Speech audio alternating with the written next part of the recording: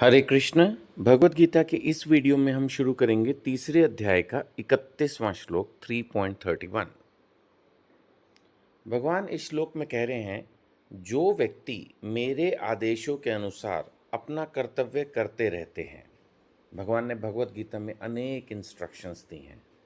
देखा जाए तो ये शास्त्र डायरेक्ट भगवान कृष्ण ने अपने मुख से बोला है, लेकिन थोड़ी देर पहले हम पढ़ चुके हैं कि भगवान ने कहा वेद मुझसे ही हैं। तो कुल मिलाकर हम ये समझें कि गुरु के माध्यम से हमें समझना चाहिए, लेकिन जितने भी शास्त्र हैं, जैसे जितने भी वेद हैं, पुराण हैं, और अपना ये भगवत गीता, रामायण है ना, ये जितने श्रीमद् भागवतम जो पुराण हैं, इन सभी शास्त्रों में अनेक अनेक इंस्ट्रक्शन, सजेशंस जो हैं हमें मिलते हैं, जो हमें एक प्रामाणिक गुरु के माध्यम से समझना चाहिए और अपना जीवन उन आदेशों के अनुसार पालन करना चाहिए। जैसे सिंपल सी बात है, गवर्नमेंट ने हर चीज़ के लिए रूल्स बनाए हुए ना, कैसे आप गाड़ी चलाएंगे, कैसे आप बिजनेस करेंगे, कैसे आप जॉब करेंगे, कोई भी चीज़ होती है, कुछ भी होता है तो गवर्नमेंट की रेगुलेशंस रहती हैं। हम सब कोरोना काल से गुजर चुके हैं। कोरोना काल में तो इवन घर से बाहर निकलने तक के रूल्स थे। मुझे भी याद है आज तक कि एक बार कोरोना काल में मैं कहीं जा रहा था, तो उस समय दिल्ली में ये रूल था कि अगर मास्क नहीं लगाए एक सेकंड के लिए भी और वो पकड़ लिया तो 2000 रुपये का फ़ाइन लगेगा। तो किसी का फ़ोन आ गया अचानक और मैंने गलती से उठाया तो 2000 का फ़ाइन लगा, जरा सी बात के पीछे। तो दंड तो मिलता है अगर हम गवर्नमेंट के रूल्स को फॉलो ना करें। तो इसी तरह से अगर हम ईश्वर के दिए नियमों का पालन ठीक से नहीं करें तो वो भी एक दंडनीय स्थिति की तरफ पहुंचा सकता है। भगवान कह रहे हैं, जो व्यक्ति मेरे आदेशों के अनुसार अपना कर्तव्य करते रहते हैं, ठीक है, और ईर्ष्या रहित होकर इस उपदेश का श्रद्धापूर्वक पालन करते हैं। कोई ईर्ष्या नहीं, कोई ये नहीं कि भगवान अपने आप को बड़ा समझते हैं, गुरु अपने आप को बड़ा समझते हैं, हमें ये बोल दिया, उसको ऐसा बोला नहीं, मुझको ऐसा बोल दिया, वो तो देखो ये कर रहा है, मैं फिर ऐसे क्यों करूं, ये सब नहीं चलता है। ईर्ष्या रहित होकर इस उपदेश का श्रद्धा पूर्वक पालन करते हैं। पालन भी रो रो के नहीं करना है। जैसे मैंने कहा, दूसरों को भी नहीं देखना है कि उसको क्या कहा क्या नहीं कहा, मुझको ऐसा बोल दिया। और ये भी नहीं है कि किसी भी चीज़ को पालन कर रहे हैं तो रो रहे हैं। अब जैसे हम लोग हरे कृष्ण महामंत्र का जप करते हैं, 2 घंटा कम से कम लगता है, 16 माला करनी होती है, तो श्रद्धापूर्वक करनी है। रोना नहीं है यार ये क्या बता दिया गुरुदेव ने, अब बताओ मैं तो इतना बिजी हूँ यार, मैं गलत ही गया, इससे अच्छा तो मैं माला छोड़ ही देता हूँ, ऐसे नहीं चलेगा।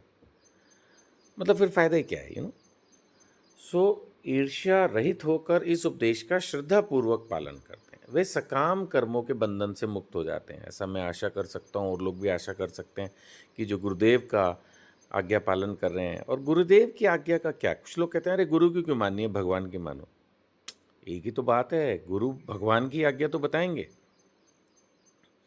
वो गुरु ही क्या जो भगवान का उपदेश ना दे, जो भगवान के संदेश को आप तक ना पहुंचाए। तो जो भी गुरु हैं वो भगवान का ही संदेश तो दे रहे हैं। तो अगर हम गुरुदेव की आज्ञा मान रहे हैं तो भगवान की तो आज्ञा मान रहे हैं, है ना। कृष्ण भावना भावित गुरु अगर है तो वो भगवान के ही तो संदेश आपको दे रहा है। तो बड़ा क्लियर मैसेज है इस श्लोक में। भगवान कह रहे हैं, मेरे आदेश के अनुसार काम करो, ईर्ष्या रहित होकर काम करो, श्रद्धा पूर्वक पालन करो, सकाम कर्मों के बंधन से मुक्त हो जाओगे। क्योंकि जब तक हम भक्ति में जुड़ते हैं, कई बार उससे पहले हम अनेक पाप और पुण्य कर चुके होते हैं जिनके फल हमें भुगतने होंगे। लेकिन भक्ति एक ऐसी चीज़ है जो पाप और पुण्य दोनों कर्मों के फलों को जला देती है और आपको मुक्त कर सकती है, आपको मोक्ष दिलवा सकती है। चलिए 32वां श्लोक। भगवान कह रहे हैं, जो ईर्ष्यावश इन उपदेशों की अपेक्षा करते हैं। बहुत लोग हैं भगवत गीता सुनना ही नहीं चाहते, सुनने के बाद समझना ही नहीं चाहते, समझने के बाद फॉलो नहीं करना चाहते। इसीलिए भगवान कह रहे हैं, जो ईर्ष्यावश इन उपदेशों की अपेक्षा करते हैं और इनका पालन नहीं करते, उन्हें समस्त ज्ञान से रहित कोई ज्ञानी नहीं है वो लोग। बेशक वो, मैंने कहा ना, अपने आप को पीएचडी समझें, डॉक्टर समझें, इंजीनियर समझें, चार्टर्ड अकाउंटेंट, आईएएस, जो मर्जी हो आप, उन्हें समस्त ज्ञान से रहित, दिग्भ्रमित तथा सिद्धि के प्रयासों में नष्ट भ्रष्ट समझना चाहिए। आध्यात्मिक दृष्टि से ये सब महामूर्ख हैं। भौतिक दृष्टि से उनका बहुत सम्मान हो सकता है, जी ये तो बहुत बड़े सिंगर हैं, ये तो बहुत बड़े ये हैं, ये बहुत बड़े वो हैं। वो कुछ नहीं है, आध्यात्मिक दृष्टि से ज़ीरो हैं। जिनको आत्मा का ज्ञान नहीं, जिनको ये नहीं पता कि क्या सतोगुण है, क्या रजोगुण है, क्या तमोगुण है, जो कुछ समझते ही नहीं है। भगवान, आत्मा, परमात्मा, भगवान और देवता में फ़र्क, परमात्मा और भगवान में फ़र्क। बेसिकली फिर क्या ज्ञान है, क्या पढ़ा है तुमने? प्रभुपाद जी कहते थे शरीर से रिलेटेड इतनी यूनिवर्सिटीज़ हैं, बायोलॉजी और ये और वो, आत्मा का पता नहीं कुछ भी क्या है। और वही असली चीज़ है। जिस दिन वो आत्मा शरीर से निकल गई तो इस पूरी बॉडी की यूनिवर्सिटीज़ पढ़ते रहो, इसको संभालते रहो, इसको कितना भी, ये यहीं पड़ी रह जाएगी। उसके बाद खुद ही सब लोग 3 घंटे में इसका तिया पाचा कर देंगे। तो फिर मोस्ट इम्पॉर्टेंट तो आत्मा है ना। मैं ये नहीं कह रहा 24 घंटे आत्मा के बारे में पढ़ो और समझो, लेकिन 24 घंटे भौतिकता, भौतिक शरीर के पीछे लगे रहना भी तो कोई समझदारी नहीं। इसीलिए भगवान कह रहे हैं जो ये सब समझता नहीं है वो बेवकूफ़ है, समस्त ज्ञान से रहित है, दिग्भ्रमित है, सिद्धि के प्रयासों में नष्ट भ्रष्ट, कुछ नहीं है, सब जीरो। 3.33 ज्ञानी पुरुष, ये अब उनकी भी बात फिर भगवान कह ही रहे हैं जो पढ़े लिखे हैं। ज्ञानी पुरुष भी अपनी प्रकृति के अनुसार कार्य करता है, क्योंकि सभी प्राणी तीनों गुणों से प्राप्त अपनी प्रकृति का ही अनुसरण करते हैं। भला दमन से क्या हो सकता है? यानी जो लोग बहुत ज्ञानी हैं उनको जैसी प्रकृति मिली है, इसको पहले भी हम डिस्कस कर चुके हैं कि प्रकृति के 3 गुण होते हैं, सतोगुण, रजोगुण और तमोगुण। जो जिस गुण में पैदा हुआ वो करीब करीब वैसे ही बिहेव करता रहता है। उसको लगता है वो प्रकृति को चला रहा है, जबकि प्रकृति उसको चला रही होती है। अब जैसे कुत्ता है वो भौंकता ही है, मछली तैरती है। मनुष्य का नेचर है कि वो आलसी है, मनुष्य का नेचर है वो झूठ बोलेगा, दूसरों को दुख देगा। तो फिर फायदा ही क्या हुआ? आपको लग रहा है आप प्रकृति को कंट्रोल कर रहे हो, लेकिन ये तीनों गुण आपसे काम करवा रहे हैं और आप काम करते ही रहते हो। दमन आप कर ना पाओगे। दूसरे अध्याय के 59वें श्लोक में भी हम ये बात चर्चा कर चुके हैं कि अगर कुछ बेटर मिल जाए तो ही हम जो पहले मिला हुआ उसको छोड़ सकते हैं। तो दमन तो होना पाएगा।